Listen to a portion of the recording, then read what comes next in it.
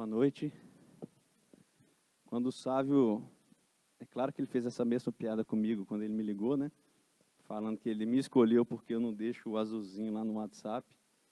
Que ele falou que eu não deixo porque eu não sou ansioso. Na verdade, eu não deixo exatamente porque eu sou ansioso. Porque quando eu mandava mensagem para alguém, eu tinha que ficar abrindo toda hora para saber se a pessoa leu, né? Eu ficava ansioso. Aí, como tratamento de Deus, eu tirei eu tirei essa notificação. Mas realmente, o WhatsApp, as redes sociais como um todo, elas são um exercício de ansiedade, né? A minha esposa, ela gosta muito de conversar por áudio. E eu não consigo entender como que ela consegue ter paciência de conversar por áudio. Às vezes eu falo com ela assim, já conversou com seu irmão sobre o tema tal, né? Eles conversam muito sobre áudio. Ele mora em São Paulo, mora longe, trabalhando o dia inteiro. Aí eu falo assim, não, já mandei uma mensagem para ele. E o que ele disse? Não ouviu ainda. Aí falando, tá bom. Aí passa um tempo, ela, ele me respondeu, ele me disse isso, me perguntou alguma coisa. Eu falei, você já respondeu? Não, ainda não. Depois eu vou mandar um áudio. E fica assim, né? Uma conversa que em uma ligação se resolveria em 5 minutos. Eles gostam assim de cozinhar uns 3 dias, né? Então realmente não é para mim. Não é para mim porque eu sou uma pessoa ansiosa, né? Eu sou tão ansioso que quando, por exemplo, eu estou viajando de avião e tem às vezes você vai com uma telinha na frente, né? E vocês já viram que se vocês forem passando no canal, tem um canal que é o mapa, que é o aviãozinho se deslocando assim, em câmera lenta, né? Do ponto de partida até o destino. Gente, eu não consigo olhar para esse canal, eu tenho que passar, eu tenho que tirar o olho, porque parece que quanto mais eu olho, mais o avião volta, parece que está dando ré. Então, a viagem que era para ser 1 hora, se eu ficar olhando para o mapa, demora 3 horas, não sei porquê, mas por algum motivo eu não posso ficar olhando para esse canalzinho. Mas o mais engraçado para mim de ansiedade é como que hoje eu já estou ensinando a minha filha a lutar contra a ansiedade.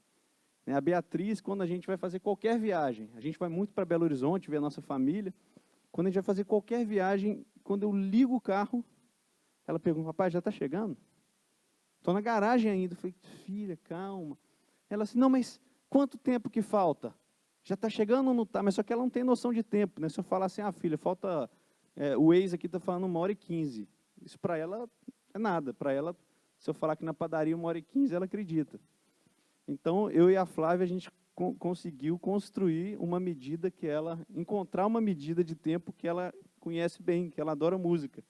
Então, eu falo quantas músicas faltam para chegar em algum lugar. Então, eu falo, filha, para chegar ali faltam 10 músicas. Então, ela começa a contar as músicas. Você põe um CD, né? Você põe o CD não, né? Você liga o som do carro, põe umas músicas lá, e ela começa. 1. Eu falo, caramba, será que vai dar tempo, né? 2. Aí, quando eu vejo que não vai dar tempo, eu falo, Flavinha, põe uma sinfonia de Beethoven, porque aí conta como uma música, né?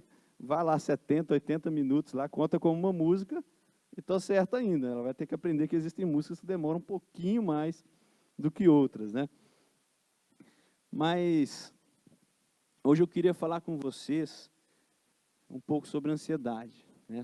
Acho que eu levantei 25 pontos fundamentais para a gente tratar sobre ansiedade. Estou brincando, não fiz isso, né? Se sua perna começou a tremer, se você começou a ficar preocupado, olhar para o relógio, 25 pontos, provavelmente você tem um pouquinho de ansiedade também. Eu brinquei comigo, agora estou brincando com vocês também. Mas brincadeira, gente. Ansiedade, ela faz parte de algumas doenças modernas, né? Existem, acho que 3 grandes doenças aí que assolam o mundo, muito mais do que o próprio Covid, né? Nós estamos aí numa pandemia de Covid, mas essas doenças, acho que elas são muito mais pandêmicas, elas têm se espalhado muito mais. Né? Uma dessas doenças, né, as 3 falam sobre excesso. Uma dessas doenças é um excesso de passado, que acaba gerando a depressão. Outra é o excesso de presente, tudo muito intenso, tudo para agora, e acaba gerando estresse. E a que nós vamos conversar hoje é o excesso de futuro. É o excesso de futuro, né? Uma preocupação excessiva com o futuro, com o que pode acontecer. Nem sei se vai acontecer, mas a possibilidade de acontecer já começa a nos gerar preocupação, né? E nós estamos falando sobre a ansiedade.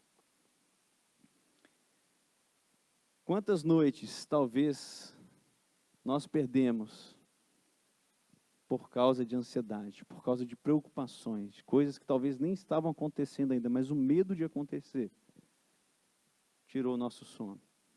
E para isso eu queria pegar um trecho do Evangelho, né? Toda essa nossa série aqui a gente está falando sobre emoções à luz do Evangelho, né? A gente está pegando cenas, momentos de algum dos Evangelhos e vendo como foi abordado este sentimento, né?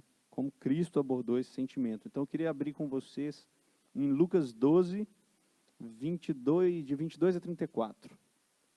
O Evangelho de Lucas, capítulo 12, de 22 a 34. Eu vou ler aqui na NVI, tá bom? Pode ir lá? Dirigindo-se aos seus discípulos, Jesus acrescentou: portanto, eu digo a vocês, não se preocupem com a sua própria vida, quanto ao que comer, nem com o seu próprio corpo, quanto ao que vestir. A vida é mais importante do que a comida, e o corpo mais do que as roupas. Observem os corvos, não semeiam nem colhem, e não têm armazéns nem celeiros, contudo Deus os alimenta. E vocês têm muito mais valor do que as aves. Quem de vocês, por mais que se preocupe, pode acrescentar uma hora que seja a sua vida? Visto que vocês não podem sequer fazer uma coisa tão pequena, por que se preocupar com o restante? Observem como crescem os lírios, eles não trabalham nem tecem. Contudo, eu digo a vocês que nem Salomão, em todo o seu esplendor, vestiu-se como um deles. Se Deus veste assim a erva do campo, que hoje existe, e amanhã lançada ao fogo, quanto mais vestirá vocês, homens de pequena fé. Não busquem ansiosamente o que comer ou beber, não se preocupem com isso, pois o mundo pagão é que corre atrás dessas coisas. Mas o Pai sabe que vocês precisam delas. Busquem, pois, o reino de Deus, e essas coisas serão acrescentadas a vocês. Não tenham medo, pequeno rebanho, pois foi do agrado do Pai dar o reino a vocês. Vendam o que têm e deem esmolas.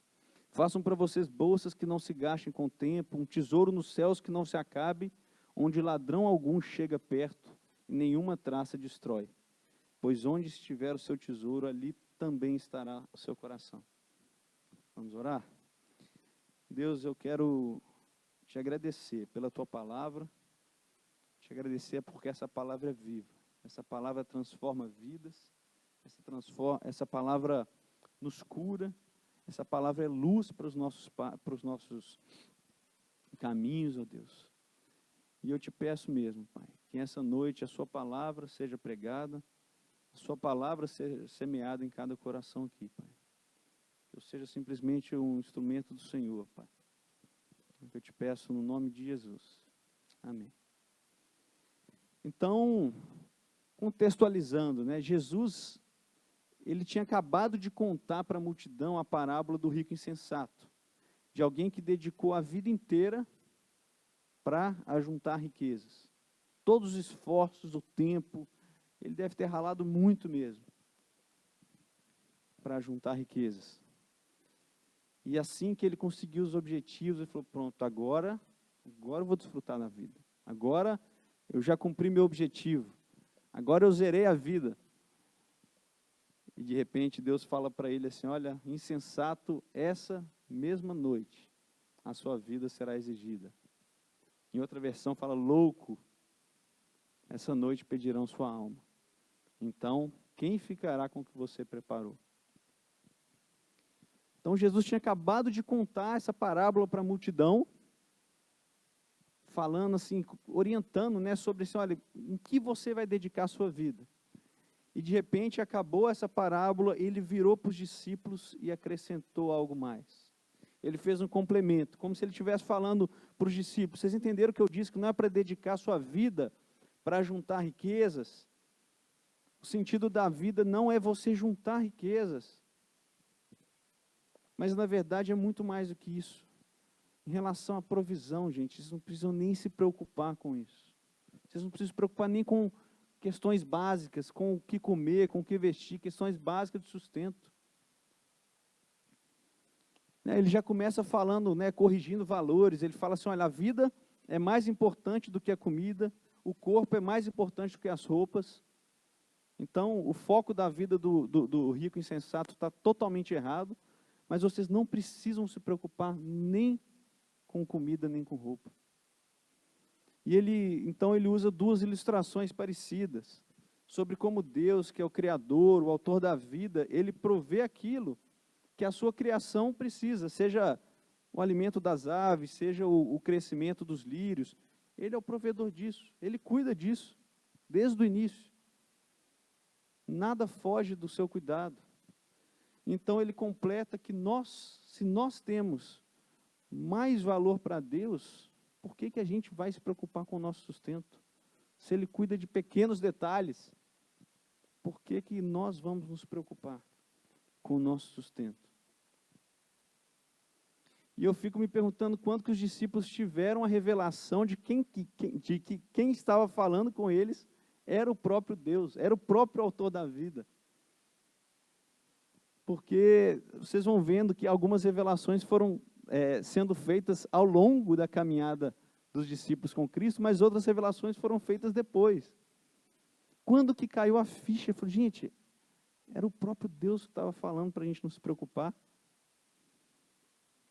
Era o próprio Deus que estava falando.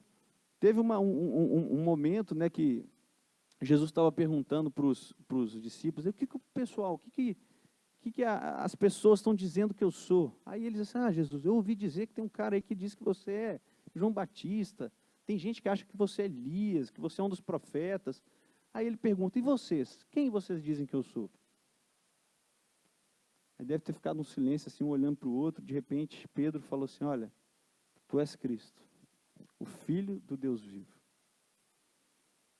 E de repente Jesus fala que quem deu essa revelação para Pedro foi Deus. Ou seja, não era algo óbvio. Porque hoje a gente lê a história sabendo, dos spoilers, sabendo do final, sabendo de tudo. Mas no momento o pessoal não sabia, não tinha essa revelação. Então eu fico imaginando os discípulos um dia caindo a ficha, falando, gente, o próprio Deus, Criador de tudo, o autor da vida, estava falando para a gente não se preocupar, porque Ele é o nosso provedor. João um dia escreveu, no evangelho dele, começa o evangelho dele falando, olha, no princípio era aquele que é a palavra, ele estava com Deus e ele era Deus, ele estava com Deus no princípio, todas as coisas foram feitas por intermédio dele, sem ele, nada do que existe teria sido feito, nele estava a vida e esta era a luz dos homens, esse que é o verbo, falou, eu cuido da sua provisão, eu sou o seu provedor, não se preocupe com isso, eu sou o Deus Criador, eu sou o Todo-Poderoso, e eu falo para vocês, não se preocupem com isso. E Jesus, ele diz no versículo 25, quem de vocês, por mais que se preocupe, pode acrescentar uma hora que seja a sua vida? Então, existem preocupações que são referentes ao sustento. Talvez por um aperto financeiro, por um desemprego, por alguma dívida. Mas existe um outro grupo de preocupações e hoje, sem dúvida, o mundo está mergulhado nessa preocupação, que é em relação à morte, que é em relação à doença, à morte. Quem não teve um momento, talvez, de ansiedade por causa dessa pandemia? Pensando em você, pensando nos seus familiares. Eu sei que muitos de nós tivemos não só ansiedade, mas nós tivemos momentos de tristeza e luto. Certa vez, levaram um paralítico a Jesus. E encurtando a história, Jesus virou para o paralítico e falou assim: homem, seus pecados estão perdoados. Então os fariseus, os mestres da lei, falaram assim: quem que é esse que está blasfemando? Quem pode perdoar pecados a não ser somente Deus? Então Jesus, sabendo que eles estavam pensando isso, ele falou assim: olha, por que vocês estão pensando assim? O que é mais fácil dizer? Os pecados estão perdoados, ou levante-se e ande?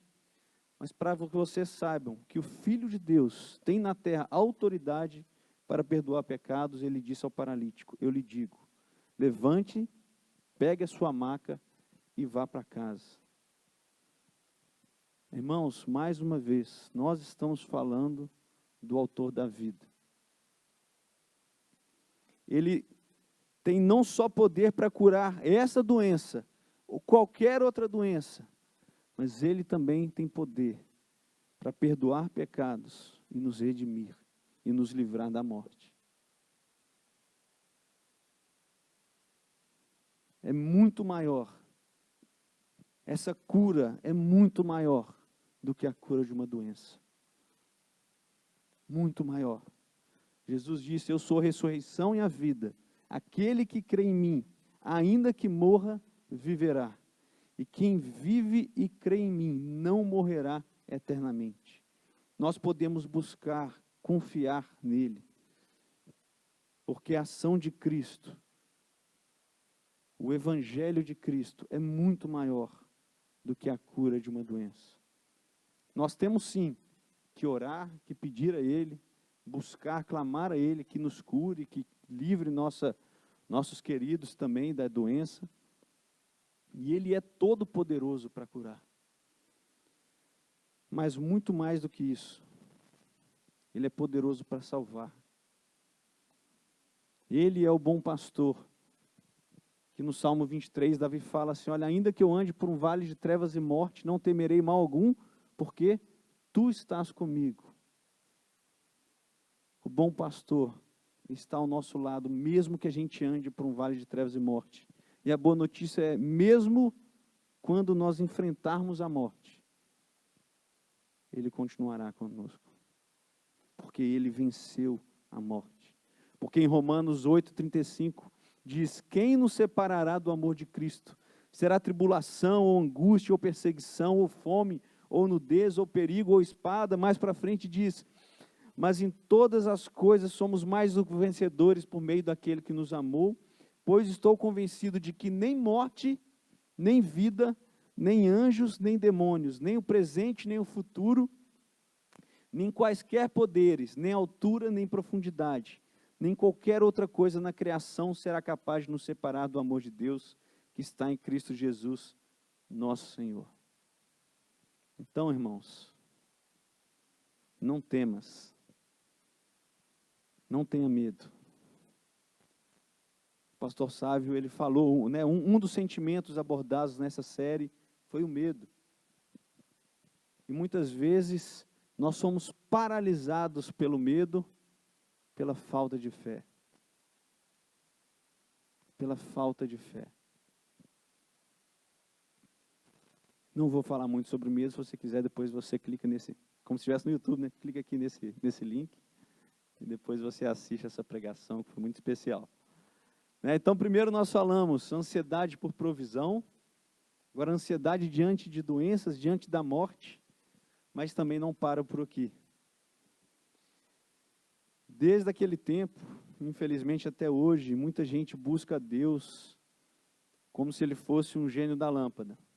Alguém que vai me dar tudo aquilo que eu pedi. Mas Jesus, ele continua no versículo 29. Não busquem ansiosamente o que comer ou beber, não se preocupem com isso, pois o mundo pagão é que corre atrás dessas coisas. Mas o Pai Celestial, né? Mas o Pai sabe que vocês precisam delas. Busquem, pois, o reino de Deus, e essas coisas serão acrescentadas a vocês. Jesus está contrastando aquilo que o mundo persegue com o que os discípulos e o que nós devemos buscar. Peguei uma frase que eu achei muito legal, que fala assim, olha, o mundo materialista é como um grupo de passageiros que corre freneticamente, para sentar na melhor espreguiçadeira em um navio afundando. Ele busca riquezas e luxos, coisas que findam em si mesmas. Mas essa é uma vida sem Deus. Uma outra frase que eu ouvi na minha adolescência, que eu guardei comigo, que é assim: a vida longe de Deus é uma corrida doida atrás de propósito. Talvez atrás de prazer, mas é uma corrida doida atrás de propósito. Então, Jesus não estava falando simplesmente sobre o sustento. Jesus estava falando por algo mais profundo que isso, o propósito, o objetivo da nossa vida. Tem um encontro de Cristo que eu acho sensacional, que é o encontro dele com a mulher samaritana. Jesus, ele chega num poço e passa um tempo, isso aí no calor da tarde, numa hora meio inoportuna, chega uma mulher para retirar água do poço e ela estava sozinha, o que já era estranho. E ela estava tomando, né? Estava preparando lá para pegar água do poço, e Jesus falou assim: pode me dar um pouquinho? Me dá um gole d'água, me dá um pouco d'água. E a mulher deve ter olhado para o lado, olhado para o outro. Será que ele está falando comigo? Falei: como que você, sendo judeu, pede para mim, uma samaritana, água para beber? Os judeus, os samaritanos, eles se davam bem, eles eram inimigos. Jesus falou assim: olha, se você conhecesse o dom de Deus, e quem lhe está pedindo água, você teria pedido, e ele lhe daria água viva. Ela ficou meio sem entender: mas você não tem nada para tirar desse poço, o poço é fundo, como é que você vai conseguir tirar essa água viva daí? Aí Jesus disse: olha, quem beber dessa água terá sede outra vez.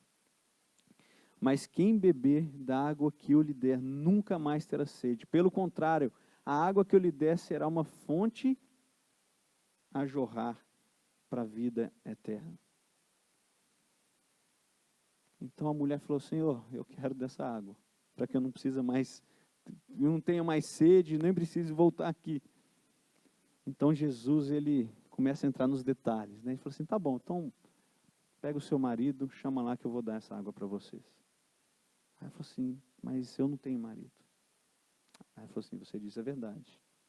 A verdade, você já teve 5, e o marido e a pessoa que você vive hoje não é seu marido.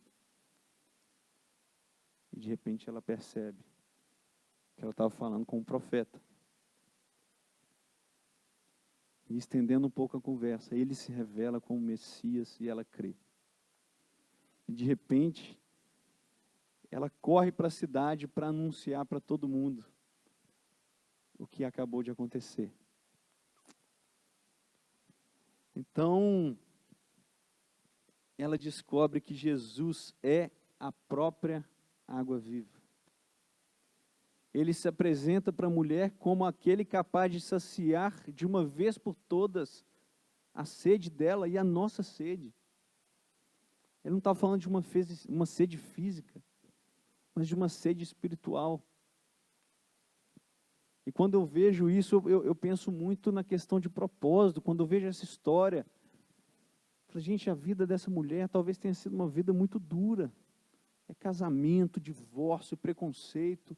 E de repente Jesus fala assim: olha, se você beber da água que eu der, você não vai ter mais sede. Essa sua busca vai acabar. A sua sede por algo vai acabar. E enquanto Jesus estava conversando com a samaritana, os discípulos chegaram, eles tinham saído para comprar comida. E eles falaram: mestre, a samaritana saiu, né, eles esperavam tal. E eles falaram: mestre, come alguma coisa. E Jesus falou assim: eu tenho algo para comer que vocês não conhecem. Pô, cara, será que Jesus guardou um pãozinho no bolso aí? Ele tinha um peixe aí, deixou com gelo, né? O que aconteceu, Jesus? Você trouxe comida? Aí ele falou assim: não, a minha comida é fazer a vontade daquele que me enviou e concluir a sua obra. Vocês não dizem: daqui a 4 meses haverá colheita? Eu lhes digo: abram os olhos e vejam os campos. Eles estão maduros para a colheita. Irmãos, a gente está falando sobre propósito. Sobre propósito. A fome, o pão de Jesus, a fome dele era saciada cumprindo a vontade de Deus. Busque, em primeiro lugar, o reino de Deus. Em Mateus 6, complementa, e a sua justiça. E todas essas outras coisas serão acrescentadas. Façam para vocês bolsas que não se gastem com o tempo, um tesouro nos céus que não se acabe, onde ladrão algum chega perto, nenhuma traça destrói, pois onde estiver o seu tesouro, ali também estará o seu coração. Então, irmãos, muita gente, acho que ia seguindo a Jesus por causa dos milagres, por causa da multiplicação dos pães e dos peixes, por causa da cura. Agora a hora Jesus está curando, vamos lá, vamos fazer fila. Chama sua avó, chama sua tia, chama seu irmão. Jesus, eu estou aqui, estou mancando um pouquinho. Jesus, eu acho que começaram a pedir um tanto de coisa, como se fosse um gênio da lâmpada mesmo, né? Vai multiplicar pão e peixe, que delícia. Vamos no casamento. Jesus está no casamento, que beleza. Olha o vinho só, que maravilhoso, quando Jesus transformou água em vinho, melhor vinho que eu já tomei. E de repente eles começaram a ouvir as palavras de Jesus e ver que era muito mais do que simplesmente provisão. Era mudança de vida, era morrer. Era morrer para uma vida e nascer para outra. Era tomar a cruz e seguir. E as palavras de Cristo às vezes eram um pouco indigestas. E muita gente começou a deixar Cristo. Muita gente falou assim, não, peraí, aí não. Aí você já passou do ponto que eu estava querendo. E tem um momento que muita gente começa a deixar Cristo por causa dessas palavras mais duras, por causa dessas verdades difíceis de engolir. E de repente os discípulos estavam olhando assim, começou a ver o pessoal saindo, falou, mestre, acho que o pessoal está indo embora. Acho que você falou alguma coisa aí, tenta corrigir, fala alguma coisa aí. Mestre, deu trabalhão para juntar isso aí, mestre, agora está dando errado. Muda o discurso. De repente Jesus vira para os discípulos e fala assim, não, e vocês? Vocês também não querem, não? Essa é a verdade, né? Vocês não querem, não? Eu estou falando a verdade. De repente Pedro fala assim, para onde nós iremos? Para onde mais a gente pode ir? Se só o Senhor tem palavra de vida eterna. Se só o Senhor, em outras palavras, se só o Senhor nos dá a água da vida. Se só o Senhor nos dá um propósito maior do que a própria vida. Então, irmãos, não sei qual a sua ansiedade, não sei se hoje você chegou aqui com alguma preocupação, com ansiedade, seja por questões financeiras, problemas com sustento, seja com doenças, com morte, seja talvez com falta de propósito. Ele é o nosso provedor, Ele é o nosso sustento. A água viva dele nos basta. Beba dessa água e você nunca mais terá sede. E para concluir, eu queria que você imaginasse comigo um cenário onde você teria paz. Hoje, fala assim, pensa assim, aonde eu gostaria de estar, como eu gostaria de estar agora com paz. Pensa aí. O Instagram ajuda a gente a ser mais criativo, né? Tem umas contas de viagem lá que você olha um cenário e você fala, cara, não é possível que exista isso no planeta Terra. Então pensa aí, um lugar bem lindo que você já viu, fala assim, cara, hoje se eu estivesse lá, pensa assim, com quem você gostaria de estar, né, para que você estivesse em paz. E sim, sem doença, com o banco, né, o saldo bancário no positivão, tudo tranquilo. Né? Pensa, um cenário de paz mesmo. Pensou? Pensou? Essa é a paz que a gente consegue encontrar aqui no mundo. Essa é uma paz plenamente justificável. Pô, cara, sem doença, sem problema financeiro, com pessoas queridas, saudáveis perto da gente, em um lugar maravilhoso. Isso é plenamente justificável. Concordam? Essa é uma paz que o mundo dá. Essa é uma paz que a gente consegue encontrar no mundo. Mas eu queria falar de uma paz louca. Uma paz que o mundo não é capaz de dar. Em Filipenses 4, 6 a 7, fala assim: não andem ansiosos por coisa alguma, mas em tudo pela oração e súplicas, e com ações de graças, apresentem seus pedidos a Deus. E a paz de Deus, que excede todo o entendimento, guardará o coração e a mente de vocês em Cristo Jesus. Não é uma paz por estar livre de problemas. Essa paz o mundo é capaz de dar. É uma paz em meio à luta. É uma paz em meio às dificuldades.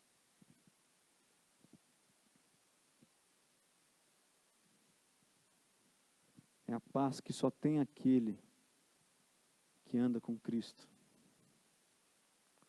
Pois Cristo disse que no mundo nós teríamos aflições, mas que a gente não precisaria se preocupar, porque Ele venceu o mundo. Ele falou: eu lhes disse essas coisas para que em mim vocês tenham paz. Nesse mundo vocês terão aflições, contudo tenham ânimo. Eu venci o mundo. Então, irmãos, o Senhor é o nosso pastor, e isso nos basta. E isso nos basta, isso é suficiente. Lance sobre Ele toda a sua ansiedade, toda a sua preocupação. E a paz que excede todo entendimento guardará no seu coração. Amém?